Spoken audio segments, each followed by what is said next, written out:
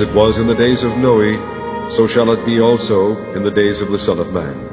They did eat, they drank, they married wives, they were given in marriage until the day that Noe entered into the ark, and the flood came and destroyed them all. Era nga bwe byali mu nnaku za Nuuwa, bwe bityo bwe biriba mu nnaku z'Omwana w'Omuntu. Baali nga balya, nga banywa, nga bawasa, nga bawaayira, okutuuka ku lunaku Nuuwa lwe yayingira mu lyato, amataba ne gajja ne gabazikiriza bonna. Likewise also as it was in the days of Lot, they did eat, they drank, they bought, they sold, they planted, they builded. But the same day that Lot went out of Sodom, it rained fire and brimstone from heaven and destroyed them all. Even thus shall it be in the day when the Son of Man is revealed. Era nga bwe byali mu nnaku za Luti, baali nga balya, nga banywa, nga bagula, nga batunda, nga basiga, nga bazimba. Ne ku lunaku luli Luti lwe yava mu Sodomu, omuliro n'ekibiriiti ne bitonnya okuva mu ggulu ne bibazikiriza bonna. Bwe bityo bwe biriba ku lunaku Omwana w'Omuntu lwalibikkulibwa.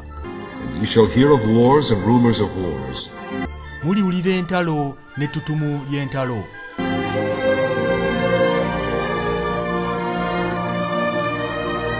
See that ye be not troubled, for all these things must come to pass, but the end is not yet. Mulabe temweraliikiriranga, kubanga tebirirema kubaawo, naye enkomerero ng'ekyali. For nation shall rise against nation, and kingdom against kingdom, and there shall be famines and pestilences. Kubanga eggwanga liritabaala eggwanga, ne kabaka alitabaala kabaka. Walibaawo enjala.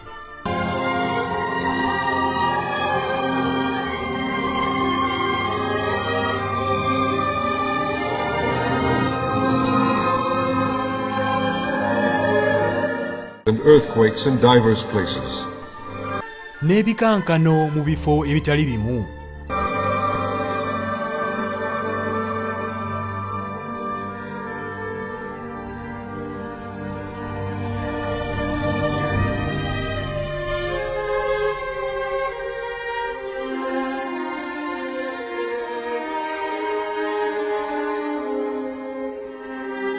Thou, O Daniel, shut up the words and seal the book even to the time of the end. But in the days of the voice of the seventh angel, when he shall begin to sound, the mystery of God should be finished, as he hath declared to his servants the prophets. Naye ggwe Danyeri, bikka ku bigambo, ossa akabonero ku kitabo, okutuusa ekiseera ky'enkomerero. Naye mu nnaku z'eddoboozi lya malayika ow'omusanvu, bw'aliba ng'agenda okufuuwa, ekyama kya Katonda ne kiryoka kituukirira, ng'enjiri bw'eri gye yabuulira abaddu be bannabbi. But it shall come to pass that at evening time it shall be light. Naye olulituuka akawungeezi, walibeera omusana. Surely the Lord God will do nothing, but he revealeth his secret unto his servants the prophets. Mazima Mukama Katonda taliiko ky'alikola, wabula ng'abikkulidde abaddu be bannabbi ekyama kye. And I will restore to you the years that the locust hath eaten, the cankerworm and the caterpillar and the palmer worm. Era ndibaddiza emyaka enzige gye gyalya, kalusejjera n'akaakyaka n'akawuka.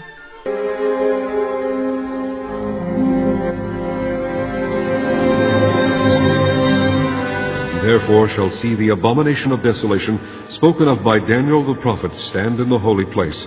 Whoso readeth, let him understand. Kale bwe muliraba ekyomuzizo ekizikiriza, Danyeri nnabbi kye yayogerako nga kiyimiridde mu kifo ekitukuvu, asomamu ategeere. For wheresoever the carcass is, there will the eagles be gathered together. Awaba ennyama ensu wonna, awo empungu we zikuŋŋaanira. And his disciples asked him, saying, Why then say the scribes that Elias must first come? Abayigirizwa be ne bamubuuza ne bagamba nti, kale kiki ekigambye abawandiisi nti Eriya kimugwanidde okusooka okujja? And Jesus answered and said unto them, Elias truly shall first come, and restore all things. Yesu n'addamu n'abagamba nti, Eriya ajja ddala, alirongoosa byonna.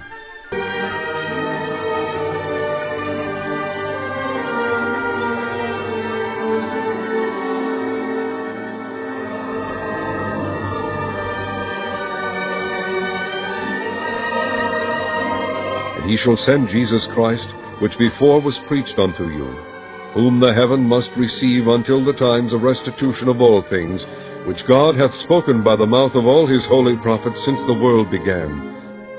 Behold, I will send you Elijah the prophet before the coming of the great and dreadful day of the Lord. Naye alituma Yesu Kristo eyababuulirwa edda, eyagwanyizibwa okutwalibwa mu ggulu okutuusa mu biro eby'okulongoosezaamu byonna.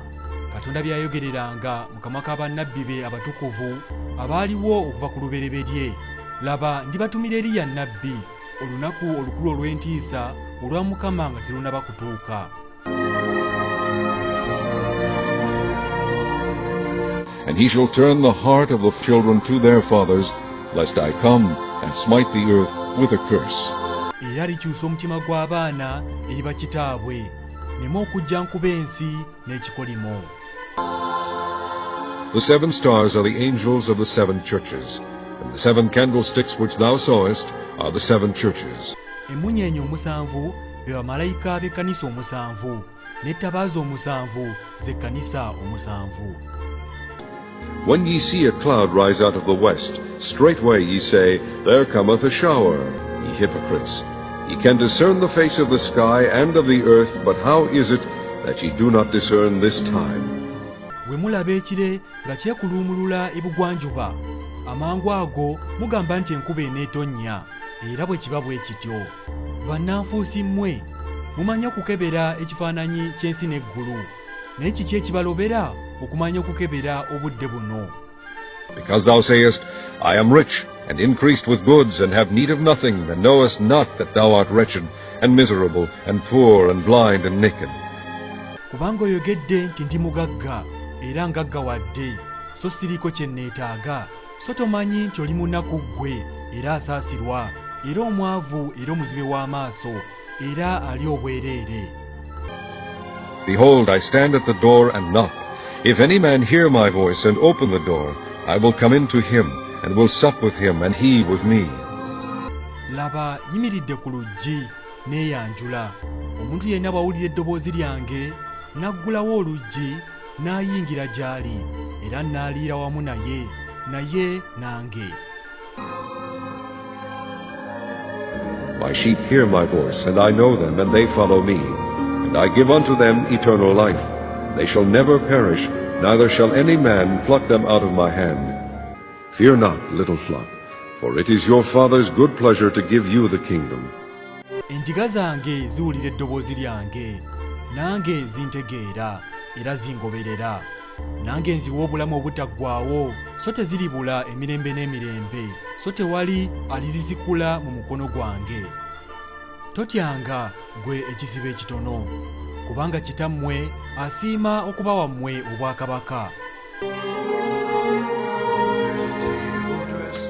Let us be glad and rejoice, and give honor to him, for the marriage of the Lamb is come, and his wife hath made herself ready.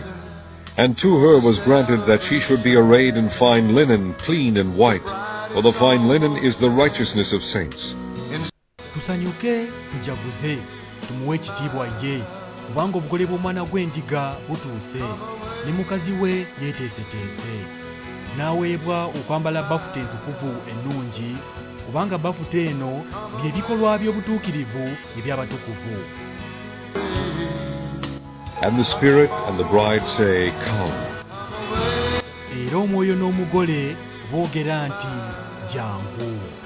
More scriptures, ebyawandiikibwa ebirala. Hebrews chapter 13 verse 8. Abaebbulaniya 13:8. Jesus Christ is the same yesterday and today and forever. Yesu Kristo jo ne leero ababumu n'okutuusa emirembe n'emirembe. Yokaana 16:16. A little while and ye shall not see me, and again a little while and ye shall see me, because I go to the Father. Esigadde ekiseera kitono ne mutandaba nate, era nate walibaawo ekiseera kitono ne mundaba, kubanga ŋŋenda eri kitange. Genesis chapter 18 verses 1, 2 and 3. Olubereberye essula y'ekumi n'omunaana, olunyiriri olusooka, olwokubiri n'olwokusatu. And the Lord appeared unto him in the plains of Mamre, and he sat in the tent door in the heat of the day. And he lifted up his eyes and looked, and lo, 3 men stood by him. And when he saw them, he ran to meet them from the tent door, and bowed himself toward the ground, and said, My Lord, if now I have favor in thy sight, pass not away, I pray thee, from thy servant. Mukama n'amulabikira awali emivule gya Mamule bwe yali ng'atudde mu mulyango mu ttuntu, n'ayimusa amaaso ge n'atunula, era laba abasajja 3 nga bayimiridde mu maaso ge. Awo bwe yabalaba n'ava mu mulyango gw'eweema n'addukira mbiro okubasisinkana. N'avunnama n'ayogera nti, Mukama wange, obanga kaakano ndabye ekisa mu maaso go, tova wali muddu wo, nkwegayiridde. Matthew 24:27. Matayo 24:27. For as the lightning cometh out of the east, and shineth even unto the west, so shall the coming of the Son of Man be. Kubanga ng'okumyansa bwe kuva ebuvanjuba ne kulabikira ebugwanjuba, bwe kutyo bwe kuliba okujja kw'Omwana w'Omuntu. 1 Corinthians chapter 13 from verse 9 to 10. Abakolinso essula 13 olunyiriro lw'omwenda n'olw'ekkumi. For we know in part, and we prophesy in part, but when that which is perfect is come, then that which is in part shall be done away. Kubanga tutegeera kitundu era tulagulako kitundu, naye ebituukirivu bwe birijja eby'ekitundu birivaawo. John 16:13, Yokaana 16:13. How be it, when he the Spirit of truth is come, he will guide you into all truth, for he shall not speak of himself, but whoever he shall hear, that shall he speak, and he will show you things to come. Naye bw'alijja oyo Omwoyo w'amazima, alibaluŋŋamyanga mu mazima gonna, kubanga taayogerenga ku bubwe yekka, naye byonna by'anaawuliranga by'anaayogeranga. Ye anaababuuliranga ebigenda okujja. Hebrews chapter 4 verse 12. Abebbulaniya 4:12. For the word of God is quick and powerful and sharper than any two-edged sword, piercing even to the dividing asunder of soul and spirit, and of the joints and marrow, and is a discerner of the thoughts and intents of the heart. Kubanga ekigambo kya Katonda kiramu era kikozi, era kisala okusinga buli kitala kyonna eky'obwogi obubiri, era kiyitamu n'okwawula ne kyawula obulamu n'omwoyo, ennyingo n'obusomyo, era kyangu okwawula okulowooza n'okufumiitiriza okw'omu mutima. Revelation chapter 19 verse 10. Kubikkulirwa essula 19 olunyiriri olw'ekkumi. And I fell at his feet to worship him, and he said unto me, See thou do it not. I am thy fellow servant and of thy brethren that have the testimony of Jesus. Worship God, for the testimony of Jesus is a spirit of prophecy. Nenvunnama mu maaso g'ebigere bye okumusinza, n'aŋŋamba nti, Laba, tokola bw'otyo. Ndi muddu munno era ow'omu baganda bo abalina okutegeeza kwa Yesu. Sinza Katonda, kubanga okutegeeza kwa Yesu gwe mwoyo gw'obunnabbi. Revelation 22 verse 9. Okubikkulirwa essula 22 olw'omwenda. Then said he unto me, See thou do it not, for I am thy fellow servant and of thy brethren the prophets, and of them which keep the sayings of this book. Worship God. N'aŋŋamba nti, Laba, tokola bw'otyo.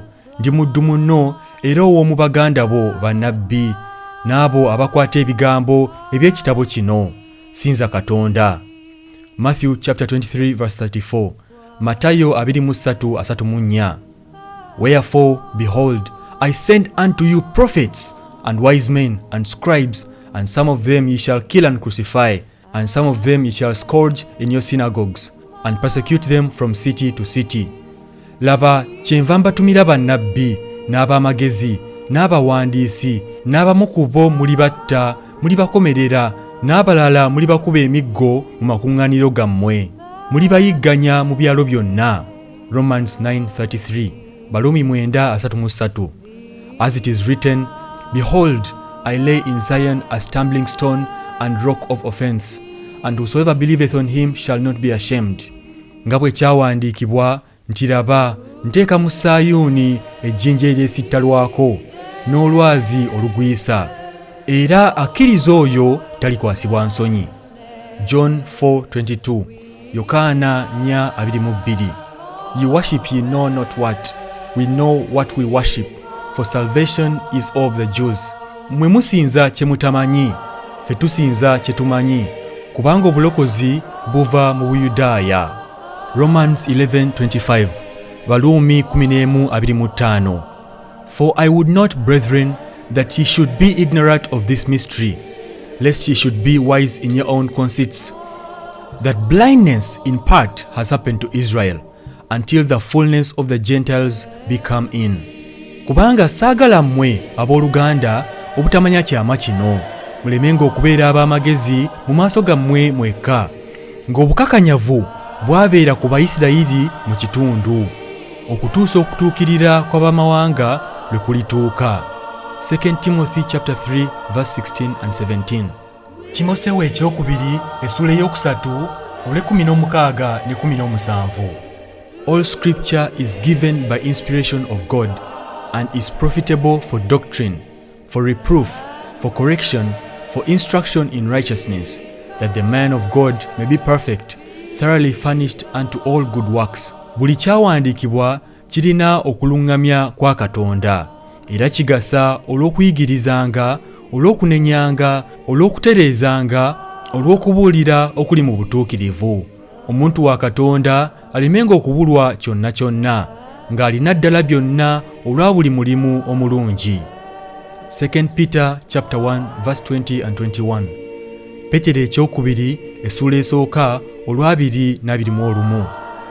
Knowing this first, that no prophecy of the scripture is of any private interpretation, for the prophecy came not in old time by the will of man, but holy men of God spake as were moved by the Holy Ghost.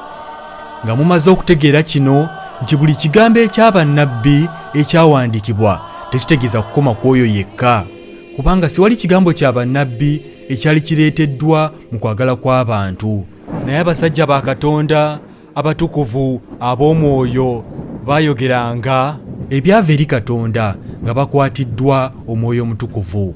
Hebrews 1:1 and 2. Abaebbulaniya essula esooka olusooka n'olwokubiri. God, who at sundry times and in diverse manners spake in time past unto the fathers by the prophets, hath in these last days spoken unto us by his Son, whom he appointed heir of all things, by whom he also made the worlds. Katonda edda bwe yayogereranga mu bitundu ebingi ne mu ngeri ennyingi eri bajjajjaffe mu bannabbi, mu nnaku zino ez'oluvannyuma yayogerera naffe mu Mwana gwe yassaawo ogw'omusika wa byonna era gwe yatonza ebintu byonna. Mukama Yesu abawe omukisa. Okumanya ebisingawo kyalira omukutu gw'oku mutimbagano www.branham.org, era n'ebibuuzo bingi biddibwamu ku mukutu www.themessage.com. Mukama Yesu abawe omukisa.